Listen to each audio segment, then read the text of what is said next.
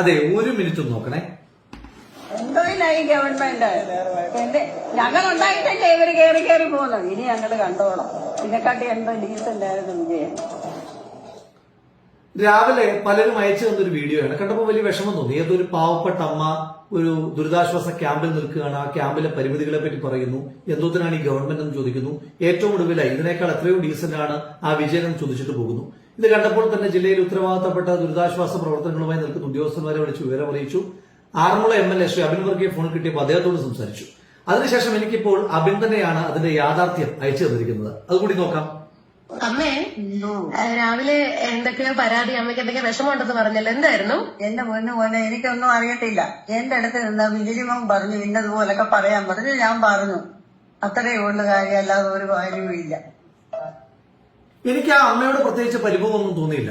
പക്ഷേ ആ നിസ്സഹായമായ അവസ്ഥയിൽ നിൽക്കുന്ന അമ്മയുടെ നാവിലേക്ക് സ്വന്തം കുത്തിത്തിരിപ്പ് രാഷ്ട്രീയം കുത്തിത്തിരികെ കൊടുത്ത ആ ബിജിലിമോൻ ആരാണെന്ന് കാണണ്ടേ?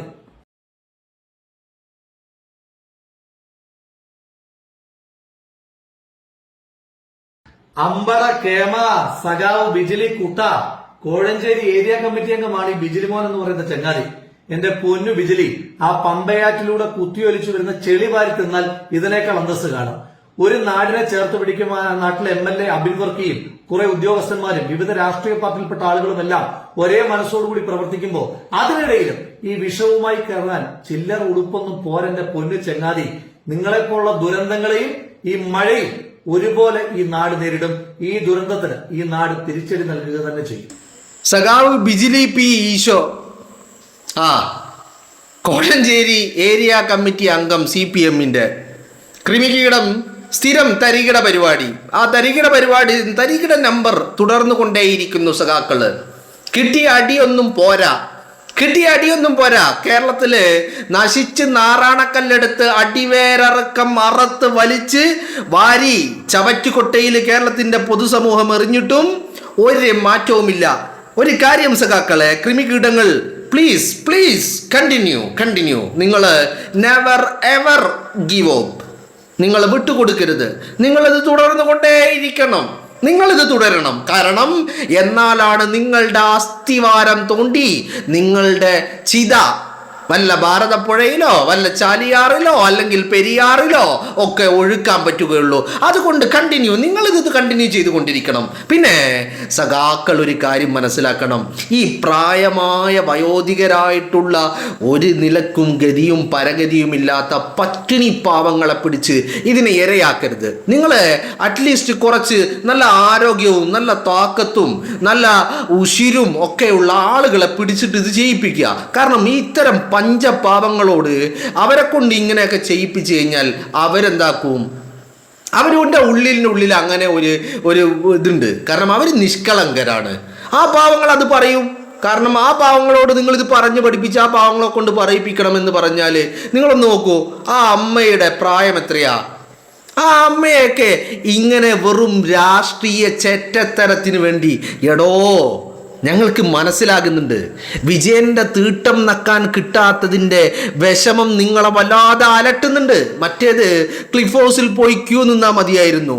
അന്ന് പൊതുഖജനാവിൽ നിന്ന് നെയ്മീൻ നക്കുന്നത് കൊണ്ട് തീട്ടത്തിന് നെയ്മീൻ്റെ ടേസ്റ്റ് ഉണ്ടായിരുന്നു. ഇപ്പോൾ ആ പൊതുഖജനാവിൽ നിന്നുള്ള നക്കൽ നിന്നത് കൊണ്ട് അത് കുറവാണ്. അപ്പം അതുകൊണ്ട് വല്ലാത്ത വിഷമം നിങ്ങളെ സംബന്ധിച്ചിടത്തോളം ഉണ്ട് എന്നറിയാം. എന്നാലും എന്തിനാണോ ഈ പാവങ്ങളെ ഇങ്ങനെ ചൂഷണം ചെയ്യുന്നത്? ആ വയോധികയെ എന്തിനാ നിങ്ങൾ ചൂഷണം ചെയ്യുന്നത്? അവർക്കില്ലാത്ത പ്രശ്നങ്ങൾ അവർക്ക് എന്തിനാടോ? നിന്നെ പെറ്റ നിന്റെ തള്ളയേക്കാൾ പ്രായമുണ്ടല്ലോടോ ആ വയോധികക്ക്, അല്ലേ? നിന്നെ പെറ്റ നിന്റെ തള്ളയുടെ തള്ളയാവാനുള്ള പ്രായമുണ്ട് ആ അമ്മയ്ക്ക്. എന്തിനാടോ ആ പാവങ്ങളെ ഇങ്ങനെ ചൂഷണം ചെയ്യുന്നത്? സഖാക്കളാണ്, ശരിയാണ്. നിങ്ങൾക്ക് എന്ത് കണ്ടാലും നക്കണം. അത് കിട്ടാതെ വരുമ്പോൾ വല്ലാത്തൊരു വെപ്രാളമാണ്. ശരിയാണ്, സമ്മതമാണ്, ഒക്കെ റെഡിയാ, ഞങ്ങൾക്ക് മനസ്സിലാവുന്നുണ്ട്. എന്നാലും പാവങ്ങളെ ഇങ്ങനെ ചൂഷണം ചെയ്യാൻ ഒരു ഇച്ചിരി ഉളുപ്പ് ഉണ്ടാവൂല. പറഞ്ഞിട്ടും കാര്യമില്ല. കാരണം തീട്ടം തിന്നാൻ ഒരുവിധ ബുദ്ധിമുട്ടും ഇല്ലാത്തവനോട് അനക്ക് ഉളുപ്പുണ്ടോയെന്ന് ചോദിച്ചിട്ട് വല്ല കാര്യമുണ്ടോ? എന്താടോ സഖാക്കളെ നന്നാവാത്തത്? എന്താണോ സഖാക്കളെ നന്നാവാത്തത്? ഇനി എന്നാ നിങ്ങൾ നന്നാവുക? എന്തിനാണോ ഇങ്ങനെ ജീവിക്കുന്നത്? നിങ്ങളെ കൊണ്ട് എടോ രാഷ്ട്രീയം പറയടോ, രാഷ്ട്രീയം പറയും. നമുക്കെല്ലാവർക്കും ഒരുമിച്ചിരുന്ന് രാഷ്ട്രീയം പറയാം. രാഷ്ട്രീയം പറയൂ. നിങ്ങൾ ഈ പാവങ്ങളെ ഇങ്ങനെ ചൂഷണം ചെയ്യല്ലേ. ഒരു കാര്യം ആലോചിക്കണം. ഒരു ഗതിയും പരഗതിയും ഉണ്ടെങ്കിൽ ആ പാവം ഈ പറയുന്ന ക്യാമ്പിൽ വന്ന് കിടക്കുവോ? ആ ക്യാമ്പിൽ വന്ന് കിടക്കേണ്ടി വന്ന ഒരു ദുരവസ്ഥ, അതിനെ നിങ്ങൾ ചൂഷണം ചെയ്യരുത്. നിങ്ങൾ അതിനെ രാഷ്ട്രീയ മുതലെടുപ്പിന് ഉപയോഗിക്കരുത് എന്നുള്ളതാ പറയാനുള്ളൂ. മനസ്സിലായില്ലേ? പിന്നെ ഈ പറയുന്ന സഖാക്കളെയൊക്കെ സംബന്ധിച്ചിടത്തോളം ആറന്മുളയിൽ നിന്നൊക്കെ വല്ലാത്ത അടിയല്ല കിട്ടിയത്. അടി എന്ന് പറഞ്ഞാല് വീണ ജോർജിന് കണ്ണൂർ റെയിൽവേ സ്റ്റേഷനിൽ നിന്ന് കിട്ടിയതിലും വലിയ അടിയാണ് എവിടെ നിന്ന് കിട്ടിയത്? ആറന്മുളയിൽ നിന്ന് കിട്ടിയത്. കപ്പിത്താന്റെ കുഴലൂത്തുകാരായിരുന്നു, സ്തുതിപാഠക സംഘത്തിലെ നേതാവായിരുന്നു വീണ ജോർജ്. എന്നിട്ടോ ആറന്മുളയില് അടിച്ച് നിലംപരിശാക്കി ആറന്മുളയിലെ ജനം. അപ്പോ എന്തെങ്കിലും കുത്തിത്തീർപ്പുണ്ടാക്കണം. ഇതിവരുടെ സ്ഥിരം ഏർപ്പാടാ. ഇവരിത് കാലാകാലങ്ങളായിട്ട് തുടരുന്നതാ. ഇത് മാത്രമേ അറിയുള്ളൂ. വേറെ എന്തെങ്കിലും അറിയോ? എന്തെങ്കിലും ഒരു നന്മ നിങ്ങളൊന്ന് ആലോചിച്ച് നോക്ക്. കഴിഞ്ഞ 10 വർഷക്കാലം കേരളത്തിലുണ്ടായ ഒരു നന്മ, കേരളത്തിന്റെ പൊതുസമൂഹത്തിന് കിട്ടിയ ഒരു നന്മ എന്താണ്? കഴിഞ്ഞ 10 വർഷക്കാലം എന്തെങ്കിലും കിട്ടിയോ? എന്തുകൊണ്ട് കിട്ടിയില്ല? കാരണം നിങ്ങൾ നോക്കൂ, ഇനി കേരളത്തിന് ഒരുപാട് കോട്ടങ്ങളുണ്ടായി. എന്തിന്? PSC റാങ്ക് ലിസ്റ്റിൽ നന്നായിട്ട് പഠിച്ച് നല്ല ബുദ്ധിയുള്ള പരീക്ഷ എഴുതി 1ാം റാങ്കിലെത്തുന്ന ആളുകൾ പോലും പുറത്ത്. ക്രിമികീടമായോ അവൻ ലിസ്റ്റില്? ഇത് മാത്രാണോ?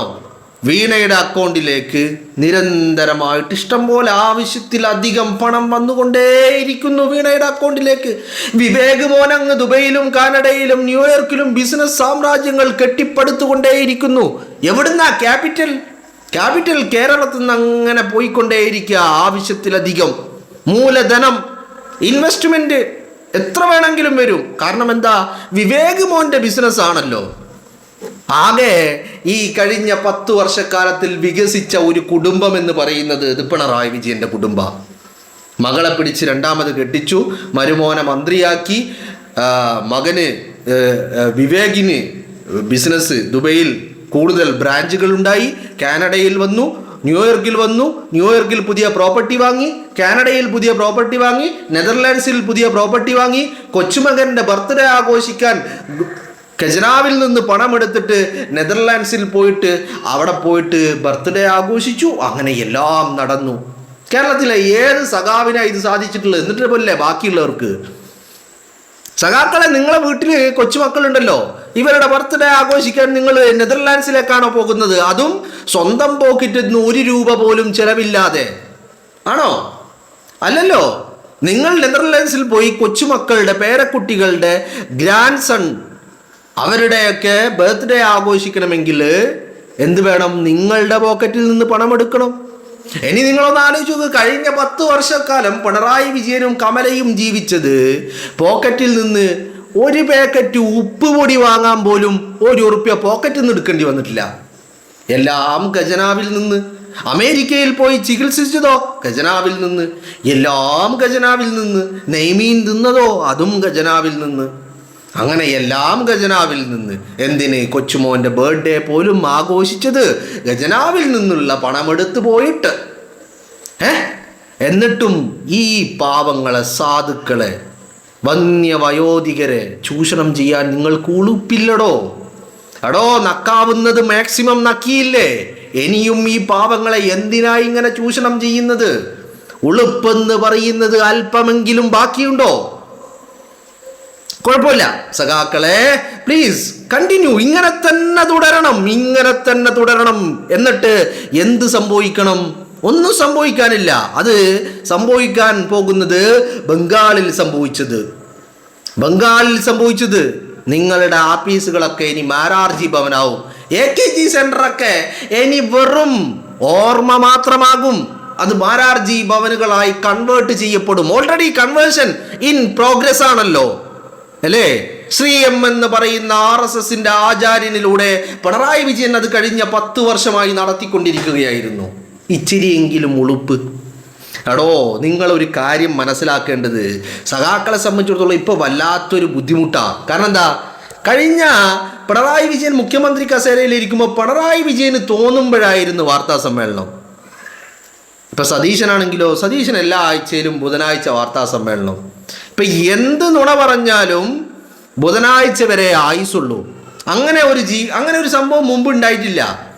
ഇപ്പോൾ ഏതൊരു മനുഷ്യനെ സംബന്ധിച്ചിടത്തോളം നീ എപ്പോഴാണോ മരിക്കുക എന്ന് ചോദിച്ചാൽ ഞാൻ ഇന്ന ദിവസം ഇത്ര സമയത്ത് എനിക്ക് മരണമുണ്ടാകുമെന്ന് പറയാൻ പറ്റുമോ? എന്നാൽ ഈ പറയുന്ന സഖാക്കളുടെ നുണ, ആ നുണയെ സംബന്ധിച്ചിടത്തോളം നിന്റെ ആയുസ് എത്രയാണോ അടുത്ത ബുധനാഴ്ച സതീശൻ വാർത്താ സമ്മേളനം നടത്തുന്നത് വരെ. അത് കഴിഞ്ഞാൽ ഭസ്മം തീർന്ന്. എന്തൊരു കഷ്ടമാണോ. എനിക്ക് നിങ്ങൾ നുണ പറയുന്നതിലൊന്നും ഒരു കുഴപ്പമില്ല. കാരണം നിങ്ങൾ അതിന് മാത്രം വിധിക്കപ്പെട്ട ആളുകളാ. നിങ്ങൾ 3 കാര്യങ്ങൾക്കാണ് വാ തുറക്കുന്നത് സഖാക്കള്. 1 നക്കാൻ, 2 നുണ പറയാൻ, 3 മനസ്സിലായില്ലേ? അപ്പൊ നിങ്ങൾ നുണ പറയുന്നതിൽ വലിയ അത്ഭുതമൊന്നുമില്ല. പക്ഷേ ഒരൊറ്റ അപേക്ഷയേ ഉള്ളൂ, നുണ പറഞ്ഞോളൂ. കാരണം നിങ്ങളുടെ നുണ പൊളിക്കാൻ വലിയ റിസർച്ചൊന്നും നടത്തണ്ട. വിത്തിൻ സെക്കൻഡ് സഖാക്കളെ നിങ്ങളുടെ ഓരോ വ്യാജങ്ങളെയും പൊളിച്ചെടുക്കും. പക്ഷേ ദയവ് ചെയ്ത് കേരളത്തിലെ സാധാരണക്കാരായ പാവങ്ങളായിട്ടുള്ള വയോധികരായിട്ടുള്ള കഷ്ടത അനുഭവിക്കുന്ന സാധാരണ ജനങ്ങളെ നിങ്ങളുടെ വ്യാജങ്ങൾക്ക് അവരെ കൂടി വലിച്ചിടരുത്. ഇതൊരു അപേക്ഷയാണ്, മനസ്സിലായില്ലേ? കാരണം അവർ പാവങ്ങളാ, സാധുക്കളാ. ആ സാധുക്കളെ കൂടി അതിലേക്ക് വലിച്ചിടരുത് എന്നുള്ള ഒരു അപേക്ഷ മാത്രമേ ഉള്ളൂ. വേറെ എന്ത് ചെറ്റത്തരവും നിങ്ങൾ ചെയ്തോ സഖാക്കളെ, ഒരു കുഴപ്പമില്ല. വിത്തിൻ സെക്കൻഡ് എല്ലാം പൊളിച്ചടുക്കിയിരിക്കുമെന്നുള്ളതാ. അത് വിജയം പറയുന്ന നുണയാണെങ്കിലും ശരി, ഇനി അല്ല ഏറ്റവും താഴെ തട്ടിലിരിക്കുന്ന ക്രിമികീടം പറയുന്ന നുണയാണെങ്കിലും ശരി, വിത്തിൻ സെക്കൻഡ് പൊളിച്ചടുക്കും. ഒരു സംശയവും നിങ്ങൾക്ക് വേണ്ട. പക്ഷേ ആ നുണയുടെ ഭാഗമായിട്ട് ഇത്തരം പാവങ്ങളെ നിങ്ങൾ വലിച്ചിടരുത് എന്നുള്ളൊരു അപേക്ഷയേ ഉള്ളൂ നിങ്ങളോട്.